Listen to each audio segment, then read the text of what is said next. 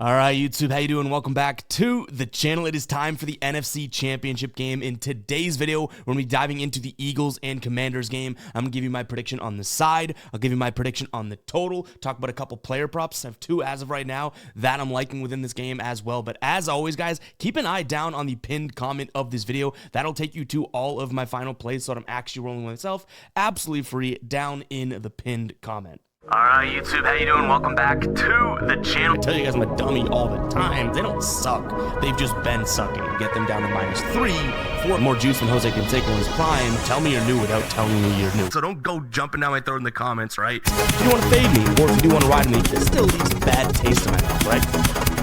And remember, more chins, more wins. All right, so before we do jump into this game, I want to let you know that Sleeper Picks has a 0.5 passing yards line for Mahomes, and that's not even the best deal they're giving you right now. They have a multiplier free spin in there, which is really, really cool. You'll get a free bonus, right? As well as this play 5, get 55 back deal right now. I believe you get 11 free $5 entries into your lineups there. So that's very, very cool, guys. You hand them 5, and they give you 11 of those back. Imagine you playing $5, right? A $5 bill, and then they say, here's one $5 bill, two $5 bill, three $5, all the way up to 11. Go check out Sleeper Picks, guys. You get this Mahomes Square as well. That link will be down in the pinned comment as well as the description. You can also just sign up using code GUYBOSTON. You get all of that good stuff as well. So go ahead and check out Sleeper.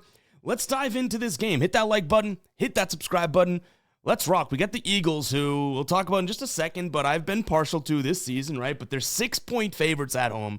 The total sitting at 47 at the time of recording. I said I've been, kind of biased because I do have a big future on the Eagles. We got them at plus 1,400 to win the Super Bowl and plus 700 to win the NFC. I still have to decide if in this brain I want to hedge or not based on that. That doesn't impact like what we'll talk about in today's video, but yeah, keep an eye over on my Twitter at EvGuyBoston. Actually just popped up here because we'll probably be making that decision over there. But nonetheless, Eagles 6-point favorites, total at 47.5. What we'll do here, like we've been doing, we'll go through both of the quarterbacks. We'll talk about the offenses versus the defense and the quarterbacks versus the defenses overall. Then we'll get to where we're leaning in terms of the spread as well as the total. And then, like I said, I have a couple player props to jump into as well. So why don't we start with the home quarterback here, Jalen Hurts, against this Washington defense. This Washington defense, well, that's Jaden Daniels. There we go. This Washington defense hasn't been as bad as some of their season-long numbers may indicate. If we dive in and just kind of look at the dashboard that we've built, you can see Washington's defense really struggles overall, especially against the run. They closed out the year not all that great against the pass, but as of late, they've been a little bit better, especially with some of the things that we want to look at for Hurts here. So week 12 on, that is our sample size, right? They have been the 11th highest team in terms of pressure rate, 11th best, the 4th team in terms of blitz rate, and they're sacking the QB at the 12th best in the league. Again, week 12 on. So obviously there is some sort of defensive front or pass rush that has been a little bit of an upgrade than what it was, at multiple times during the season. So like I said, they pressure a lot. They call up blitzes a lot. How does Jalen Hurts, it's going to be tough. Jaden Daniels, Jalen Hurts. How does Jalen Hurts play against those sort of situations? Then we'll get into the coverage afterwards. So it starts off not so great, right? If we just look at pressure numbers here, week 12 on, Jalen Hurts, pretty abysmal versus the pressure. So no pressure, 77.6% completion rate. When he's pressured, that drops in half, more than in half, 34.4. His yards per attempt go from 8 to 4, so that's in half. His success rate goes from 58.9 down to 28. His accuracy drops heavily, his EPA drops, his DVOA drops, and his turnover-worthy throw rate goes up. So immediately you're like, this seems like a terrible, terrible situation for Jalen Hurts, obviously. And we've heard that he's been dealing with an injury, a leg, knee injury. I think he's good to go. Like, that's what we've heard, right? But even still, that is something to think about. The more and more we do dive in, I guess the picture gets a little bit better, but it's because it's starting down here, right? You can't get much worse than your completion percentage dropping in half, your success rate dropping by 30 points, yards per attempt dropping in half, you know what I mean? DVOA going into the negatives. Like, that's all pretty damn bad. But against the blitz, honestly, his numbers don't drop off too much. He's fairly accurate compared to no blitz and blitz, fairly decent in terms of his completion percentage to when blitzed and when not blitzed. EPA, still a positive number. His DVOA does drop a little bit, but he actually ends up throwing less turnover-worthy throws, so the picture starts to get better. Now, if we get into the coverage, so in terms of facing that defensive front and pass attack from Washington, in terms of at least their rush specifically, honestly, so far, not so good for Jalen Hurts. Things do get a little bit better for him. If the Eagles pick up this pass rush, if they're able to pick up the blitz, the coverage that they run, so Washington's in the last, few weeks here have run a lot more man, and they're running a ton of one high safety looks. Jalen Hurts against both of those, man and one high safety looks, specifically also one high safety looks in man, really, really good. His yards per attempt goes up, success rate goes up, EPA goes from a negative number up to a 19.62 number, expected points added, right? And this is against man versus zone. And then DVOA goes from negative 20 against zone up to 25% against man. So he definitely favors and prefers man coverage, right? And that makes sense when you have some of the weapons that he has outside. Devontae Smith, A.J. Brown, good man beaters. We'll talk about A.J. Brown in a little bit because he's been ice cold, pretty much irrelevant ever since cracking open the book there on the sidelines, or I guess a little bit before that. In terms of that one high safety look, same thing. His yards per attempt go up, success rate goes up, stays pretty flat in terms of completion percentage, accuracy rate, and all of that. But the picture now, if Jalen Hurts has to use his arm, and he does have what we consider somewhat of a clean pocket, at least not one where he's pressured or blitzed, actually could be a favorable matchup for the coverage. So it's not all bad for Hurts. Definitely ain't all that great, though. Those pressure numbers are pretty alarming, right? Now, if we flip this over to, we'll talk about the run game in a second. If we flip this over to Washington, Jaden Daniels here against this Philadelphia defense. One thing to note for the Philadelphia pass rush is that they apply a lot of pressure. They don't draw up a lot of blitzes, and they sack the quarterback at a normal rate. So pressure is really going to be what we want to talk about here. They're also running a ton more man, as well as one high safety looks, much like Washington is. So those will be the buckets that we look at.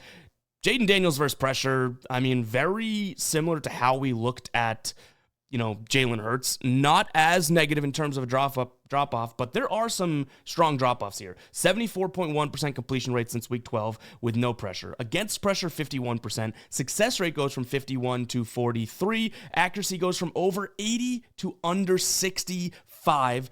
EPA goes from a 52.6 to a negative 22.6. And then DVOA goes from a positive 37.4% to a negative 74%. And his turnover-worthy throw rate almost triples. So, yes, the pressure could get to Jaden Daniels. This is a very tough matchup for him.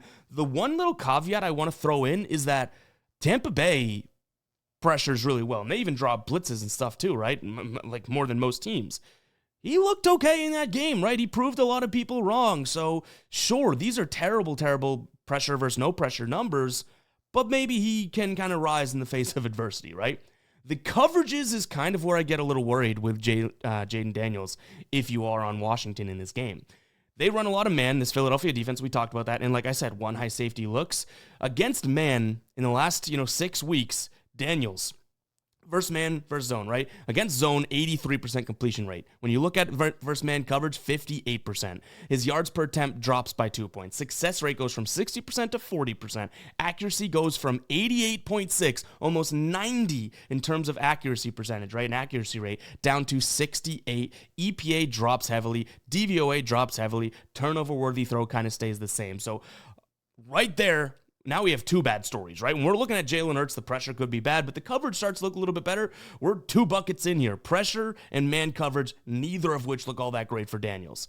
Against one high safety looks kind of the similar story, like nothing is really in favor of him. So I'm struggling to find good spots for Jaden Daniels in this game and in this matchup. Now, the last time they played, Jaden Daniels and Washington ended up beating Philadelphia. That was the game in which Jalen Hurts got injured in, and he was out, right, with the concussion. And Jaden Daniels played his hog off. Like, he had 5 touchdowns. He only threw for 258, but still, like, in the red zone, clearly fired it up, right? 5 touchdowns, 2 interceptions. Zacchaeus had 2 touchdowns. I think it was Jameson Crowder had 2. Then, McLaurin had 1. That's one that kind of makes sense. So all this being said, I mentioned it, how he rises to the occasion. He was able to rise to the occasion against Tampa Bay, obviously beats Detroit. Like, Jaden Daniels does have a lot of the it factor, so I don't want to say he's, down and out, but this certainly is not the best situation for him. The previous time that they played, so that game was in late December. They played earlier in the year, in which he didn't really have the best of games. 22 of 32, 191. That was 1 touchdown and 1 interception thrown. So yeah, it wasn't exactly his best performance there, but that was obviously a little bit earlier in the year. It was mid-November. He's definitely on fire as of right now. So right here in the quarterback edge, I guess, which team has the edge? I think I'd have to slightly lean towards the Eagles. And it is slight, because let's not forget that this is a 6-point spread here. The Eagles would have to win by a tutty and an extra point, right? At least it's not 7 if you are on the Eagles side of things. But one thing I do think could kind of distinguish these two squads here is if Saquon Barkley gets going. The Commanders, yeah, Brian Robinson's had a good year. He is good. He's not Saquon Barkley, and we just saw Saquon Barkley look incredible in that game against the Rams, right? In which that's not the best of defenses. We know that, but still, he had 26 attempts for 205 yards, 2 touchdowns. He also caught the ball 4 times. I think it was like 25 yards, something like that. Nothing to note there. But that's not exactly the story that we have from Brian Robinson. Right now, this was a Detroit team that some of their defense, depending on you look at it, look good. Some looks bad. They've been super injured. But last week, 15 touches, 77 yards. Daniels almost rushed for the same amount of yards for him, and he had 1 more carry. So if the run game comes down to a deciding factor, this is Eagles all day long. And it makes sense. They have the best running back left in the playoffs, bar none, right? Best running back in the league. If you want to make the argument for Derrick Henry, I would hear that out. But again, you're talking 1A, 1B, right? So in terms of where we'd go from a spread perspective, I can't get to Washington knowing that there's a chance Jaden Daniels struggles. I understand why someone may like Washington, especially if you were to buy another point and get +7. I do get that. But this Eagles team at home here against a Washington team that at some point I feel like the magic has to die out. That's where the hater in me, it seems like it's coming out because I'm biased towards the Eagles Super Bowl. But to me, it's like this Eagles team is different. Yes, that was a close game against the Rams, and Washington looked superb against Detroit, but I still have to lean towards the Eagles in this one. Where I do give Washington credit is even though Daniels may struggle, and, it's not the best spot for him, like this is not ideal in terms of what we're seeing pregame, I still think they could put up some points. Maybe getting to like 20, 21, that type of thing, which helps kind of lead me into a potential same-game parlay / teaser where we get this total down to like, I don't know, we go 41, right? 41.5 and take the Eagles money line, essentially a 6-point teaser. Something like that could be of interest to me. Let's see what we got for odds on that real quick before we like it, love it, or kind of ditch it. Let's see. Yeah, so you're right in the -125 range if you go with something like Eagles money line and the over 39.5. So that's something that I think I could slightly get behind it and consider here. It looks like we should have just cold weather in Philly. No, I was going to say precipitation. Boom, we nailed it. English is hard, guys. But cold weather, not much wind, and, no rain, no snow, that type of thing. So that's good to note, right? Like that's obviously favorable for some points here, because again, I do want to give credit to Jaden Daniels kind of naysaying all of these numbers that we throw. Like there's been numbers thrown at him for the last couple weeks, and he said, no, let's just go win games. You know what I mean? Like nobody thought that he was going to beat Detroit. A lot of people didn't even think he would cover, and they ended up winning that game by what was the final score of that one, right? It was 45-31. Yes. Like, come on. We got to give him some credit. And I think the points come, and that's how we're giving him credit. So yeah, I don't mind an over to the straight number either, but I think the way I'd play it is, again, Eagles money line and over, say 39.5, getting it right around there. Now, when it comes to player props, let's jump into the 2 that we have as of right now. By the way, guys, the app that we're going to be using on the desktop here, so it's not really an app, the website we'll be using, you can get an app on your phone though, is called Outlier. There'll be a 7-day free trial link down in the description. But let's go ahead and jump into it, because the first one that we're looking at is going to be Jaden Daniels related, and I like his over 32.5 pass attempts here. You could see where these numbers kind of are. Do I mind 34.5, to get it to this big plus number at +147? Not really. Look at the last game that they played. They had to come from behind. They ended up winning it. He threw the ball 39 times. Now I'm realistically liking that 32.5, because if he is trailing and whatnot, we'd like to see it. Even when he didn't have that great game against them earlier on in the year, he had 32 pass attempts, right? 39 was what he had last time, like we mentioned, and this is a team that should be pressuring him and whatnot, which obviously that's good. If he gets pressured, above 16.1% in terms of a defense here, look at what he's hit. 6 of his last 10 games, and you can see Detroit pressures a lot. Boom, he hit the over 35. So I do like this spot for him overall to have to throw the ball a decent amount. And again, that's 32.5. Throw the ball 33 times for minus 110 cash. Definitely don't mind that whatsoever. We also saw Matthew Stafford. I think he threw the ball 40 plus times, right? And then Jordan Love, I want to say threw it 33 times, so just narrowly cashing this line. Maybe he threw it 32. I think it was 33 though. But overall, yeah, to me, it's like this Eagles team, they've been such a workhorse and good team in the playoffs that the way you're beating them right now is not running it into that defensive front or anything like that. You're going to have to rely on your quarterback. And the Rams did that last week. And honestly, Stafford, in kind of a crappy weather game and whatnot, threw the ball a ton. So let's see that again. The next one we jump over to, and you guys are probably going to hate it, A.J. Brown. Over 4.5 receptions.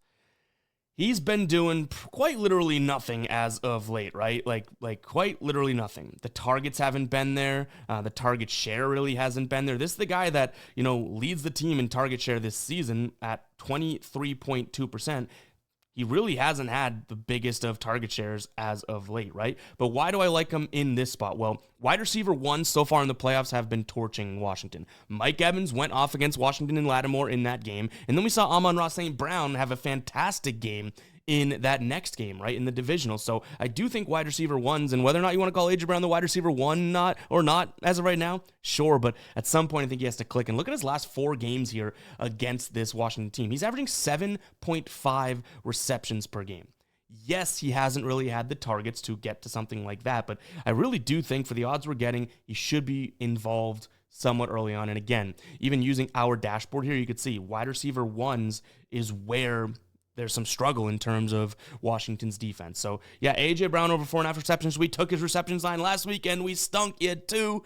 We've made so much with A.J. Brown this year, slowly giving it back at the end of the year, but I do truly believe this is a spot for him to step up. His yards, I don't mind either. I honestly think that the way they've been drawing his plays up, the receptions aren't all that, bad, but his yards, I could get behind that, but honestly, his yards, as of late, his average air yards and whatnot, not all that, tremendous, right? And his average yards per reception, 7, 10, like, I don't really love him catching 5 balls and still going over 65. He'd have to average over 10 yards a catch, So I'd probably stick to the receptions here for those odds. But that's what we have as of right now. If we add anything or if we end up liking anything else to put in and lock in as a final play, I'll put that with the final plays over on the Guy Boston Sports site with a little blurb as to why I like it. But as of right now, yes, leaning towards the Eagles in the over.